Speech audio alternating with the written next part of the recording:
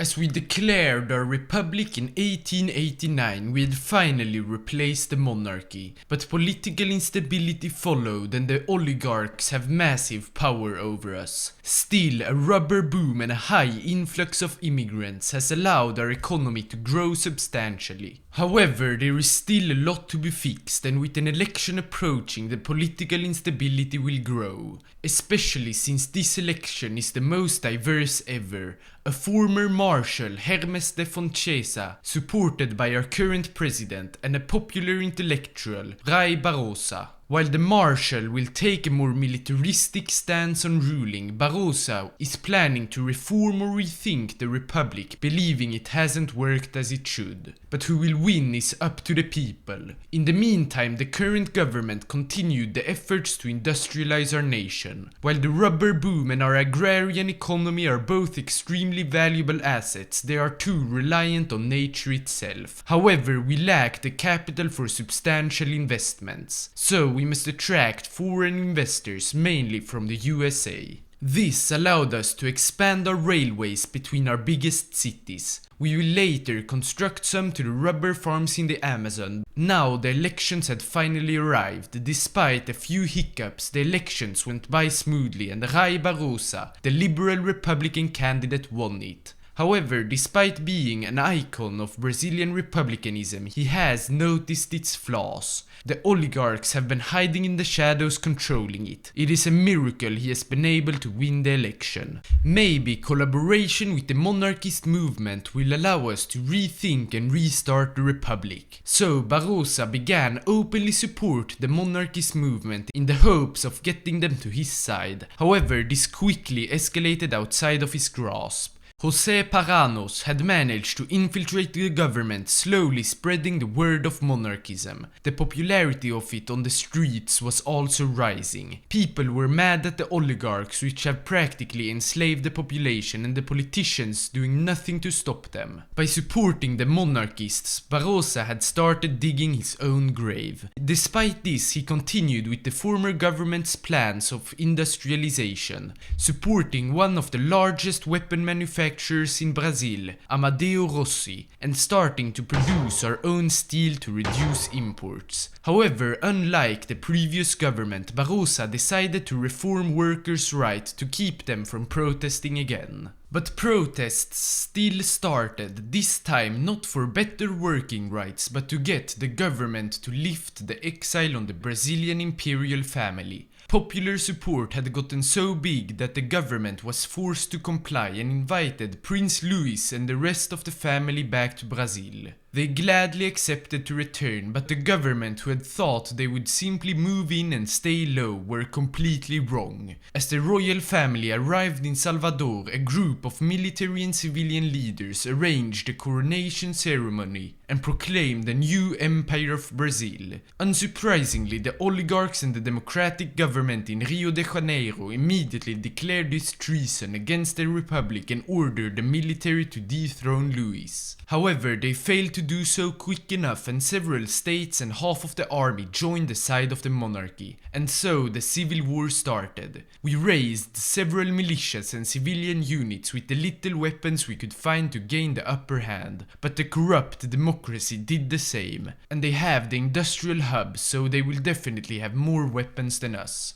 They had already started an offensive towards Salvador, so it's time for us to start our own. Rio Grande do Norte was the perfect area to start it, as it was cut from the main democratic forces. We met little resistance at first and managed to both capture Fortaleza and encircle one of the divisions. However, as more Brazilian units arrived, we had to retreat from the city and put our whole focus on destroying the encircled division. Still, it took a long time, and while we slowly destroyed them, our high command had found a weakness in the democratic front in Sao Paulo. They had diverted too many divisions towards the north, and two provinces were now unprotected. We launched an offensive before they realized their mistakes and could encircle the only division guarding the flank of Sao Paulo. Since there were no divisions in the city either, we captured it and imprisoned several oligarchs which hadn't already fled to Rio de Janeiro. Our monarch has started a campaign to destroy the oligarchy, and the context of war has helped us a lot since there is no need for a court. The encircled unit in Rio Grande do Norte is still not destroyed, and we even managed to crush the one in Sao Paulo first. And no other divisions had arrived to this area of the front, unless it's a trap. Rio de Janeiro is completely open. We decided to take the risk and march towards the city, exposing our eastern flank. However, they were too slow to act, and we managed to encircle Rio with its one garrison. We immediately called reinforcements to help us enter the city.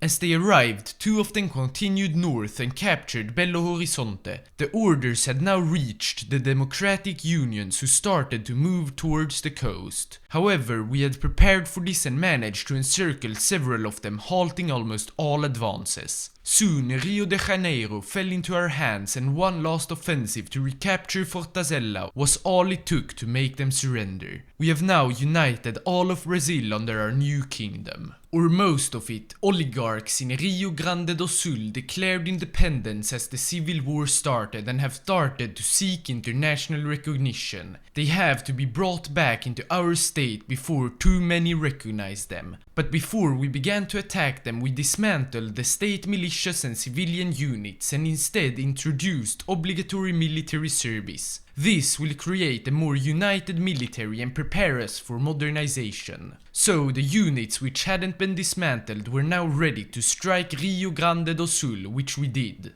We met their two divisions as we already had entered the state. While they did try to push us back again, our overwhelming numbers could stop their offensive and outflank them. As they were meeting our divisions on the battlefield, they had left Porto Alegre open and we could simply march in and capture the oligarchs in power. So now we are truly united and the process of reforming our institutions and continuing that of industrialization can begin. One of the biggest reasons why the Republic failed was because the power was too centralized and oligarchs in Sao Paulo and Minas Gerais could rule over the rest of the states. Therefore, we decided to turn our nation into a federation to allow each and every state to decide for themselves. But the king will of course still be the main power holder. We can now turn to the industry, however we have to be careful. If we industrialize too much without providing worker rights, it could lead to massive strikes. So to keep this from happening, the king decided to enlarge our social legislation, hopefully providing better conditions for our workers. While the civil war helped us develop local weapon manufacturers, it completely destroyed our rubber exports, ending the rubber boom. Instead, countries began buying Indonesian or Malayan rubber, even the Americans. To allow further industrialization, we need the money we got from rubber. So we will finally build a railway in the Amazon to allow easier transports through Bolivia and Chile towards the American market. Hopefully this will resurrect the rubber boom. We now have the money and foreign investment to construct new factories. We started by focusing on construction and civilian, however we soon began investing in the local military factories as well. Sadly, we had soon run out of money, but with better relations with the Americans, we managed to take a loan to continue our industrialization. It also allowed us to electrify one of our principal railways, improving its efficiency and allowing for more factories to be built around it. Just then in Europe the Great War began, the Central Powers against the Entente. While most our exports are still safe since America is our biggest trading partner, several protests for and against the war have shaken things up. Hopefully they will soon calm down, but this war has shown that we aren't safe. We must reform and expand our military so that we can ensure the safety of our empire in South America, but also to aid the Portuguese monarchy, our brothers and sisters and basically the same royal family, to restore the throne after Republicans overthrew it. Two of our military factories had already started producing support equipment and artillery. They will both be added as support artillery and engineering companies, but we will also expand our divisions from 12 to 18 with. However, this won't be enough as we need to develop our doctrines as well. Luckily, we have skilled generals such as José Caetano de Faria and several officers which have received military training in Germany. While the German doctrine of superior firepower is heavily tied to their massive production of artillery, we should be able to replicate it at a smaller scale, with the help of cheaper recon companies and bicycle divisions to scout and outmaneuver slow enemy forces. Our army is now no longer outdated by several years and we are ready for modern conflicts. All that is left is to make it larger, and we will definitely get helped by a massive boom in industrialization and a king who had declared a shift towards a war economy. So, with almost 90,000 men in training for our bicycle battalions, it is time for us to secure our empire. Mainly the buffer state of Uruguay will be annexed again. If our invasion is successful enough, it could show Argentina, our rivals, who really is the boss in South America. Our army and navy was moved to the country, meaning everything was ready to go, so we declared war. We met only 2 divisions at the border, however reinforcements soon arrived from their side. Still, our superior equipment, training and numbers allowed us to fairly easily break through their lines. 2 of our divisions marched deep into their territory, encircling all of theirs and leaving Montevideo completely open. However, to train our units, we decided to first kill and capture the encircled divisions and only then we entered their capital. They capitulated immediately after that and we annexed their country, starting the process to integrate it. Luckily, Portuguese and Spanish is fairly similar, but Argentine support for rebel groups will make the process a lot harder. During the war, our military learned a lot of stuff, mostly from Uruguayan failures. Our army is now truly professional and ready to aid Portugal. Ever since the end of the Civil War, we have sponsored monarchist groups in the country. And with the Republic being as unstable as it is, it has become a lot easier to spread our influence. Especially since they have an unreliable army. So, while saving Portugal could put us at war with the Entente, the monarchists in the country are ready to save it, and as the biggest Entente member, Russia, fell into a civil war, the monarchists striked. Rising up in the north of the country, they began to march towards Lisbon. We couldn't really do more than to watch as they encircled the city, destroying the garrison and restoring the monarchy. Soon, all of the south was also secured. We sent over half of our army to help them stabilize the situation. However, that is not the only reason we are sending our units here. We will send a proposal to the new Portuguese government to unite the Brazilian and Portuguese thrones, this time under Brazilian rule. Together we would be far stronger, and with our military presence in the country it would be foolish to reject the proposal.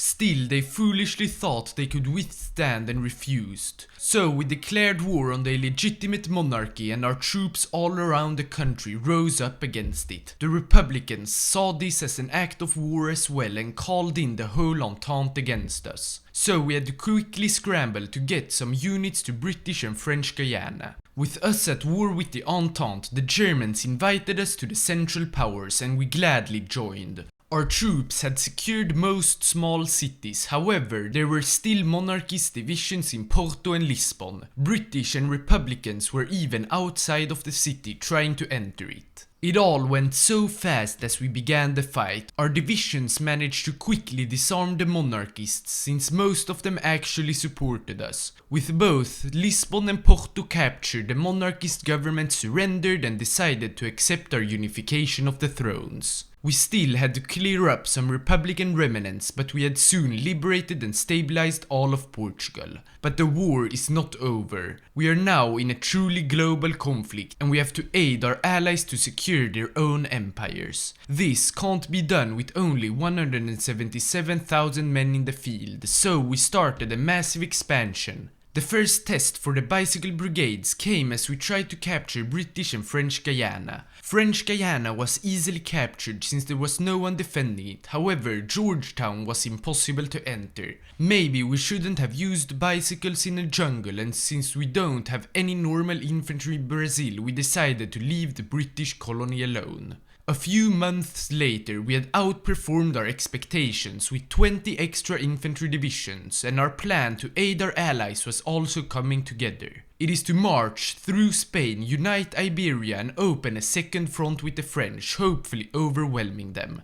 We had prepared two offensives, one towards Madrid and the other towards Gibraltar. Then the infantry will try to advance everywhere. Sadly, the start of the war was postponed since we lacked about 40 trains, but we couldn't let our war goal run out, so we had to declare war with only 52% of the needed trains. Anyhow, the war for Iberia has started and we must make sure that we win it.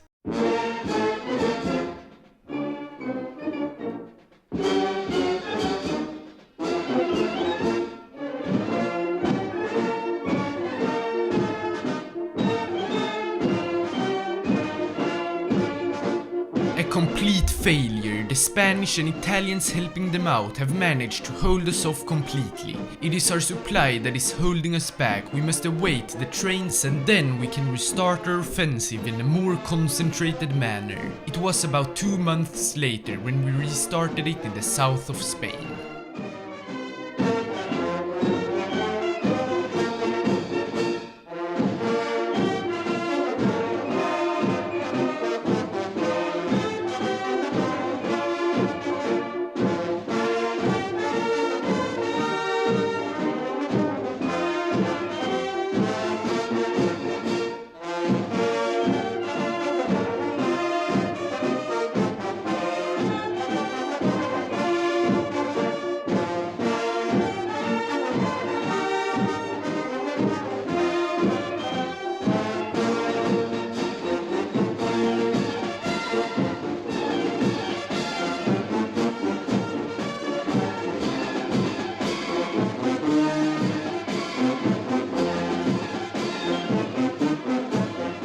Disaster. While we have made progress in Spain, the Central Powers, our allies, have signed an armistice with the Entente. We will not accept this. Iberia must be united. Hopefully the Entente will split up and we can deal with Spain almost alone. So we must hold out till then. But the Spaniards knew about this and launched a massive offensive together with their allies. While first manageable and only in the south, they escalated the attack as they started one in the north as well. The offensive was so huge, despite constantly shifting around our infantry and bicycle divisions, they advanced faster and faster. Soon our high command decided to retreat fully towards Portugal, taking many casualties on the shameful march back. In the south, they had even managed to break through our Portuguese line of defense and we had to hold on only in Lisbon and Porto. It was all made even harder with higher Entente convoy raiding than usual. At first it seemed we would hold, except that we had to retreat north over a river in Porto. However, they soon began entering Lisbon, so in a panic the divisions holding the city embarked on as many vessels as they could find and sailed away to Brazil, leaving the rest to die. The same in Porto, but more organized. Half the army was evacuated while the rest turned themselves into the Entente. Such a disaster. We have lost Portugal. More than 300,000 Brazilians are dead. The Entente even intercepted those who managed to flee. People all around the country are angry and disappointed. We need peace, and luckily the Entente wants that too. They are willing to sign a peace treaty under the terms that we pay war reparation and renounce our claim to Portugal and its throne. We had to accept it, otherwise our empire would be destroyed from the inside. The war reparations were about a third of our whole economy, however we still got to keep our military factories. And while a lot of our army was completely destroyed, we still have 12 fully supplied infantry divisions. So, to regain our glory and grow richer to pay back our debts, we will attack and conquer our rival, Argentina. The few units returning from Iberia will be dismantled, so all that we have is 2 bicycle divisions and 12 infantry. However, it is a risk worth taking. We must show to the world that we haven't given up and that we are still the strongest in South America. So we must prepare for the war. The biggest problem we have is that Argentina has prepared for far longer. Forts have even been built in Mesopotamia, so why not simply go around them? The Paraguayan buffer state has already been absolutely destroyed by us once, so what is stopping us from invading them again? So that's the plan, a quick destruction of Paraguay and the swift outmaneuvering of the Argentinian defenses. As we started marching into Paraguay, Argentina, as planned, joined the war. Our bicycle brigades rode their bikes towards the Paraguayan capital, which for some reason was completely open. It was of course captured and the rest of western Paraguay fell as well. However, as we tried crossing over the river to Villa Hayes, the Paraguayan government had already surrendered. Not to us, but to Bolivia. To not risk an unprepared war with them, we decided to let them have the state and instead continued towards Argentina.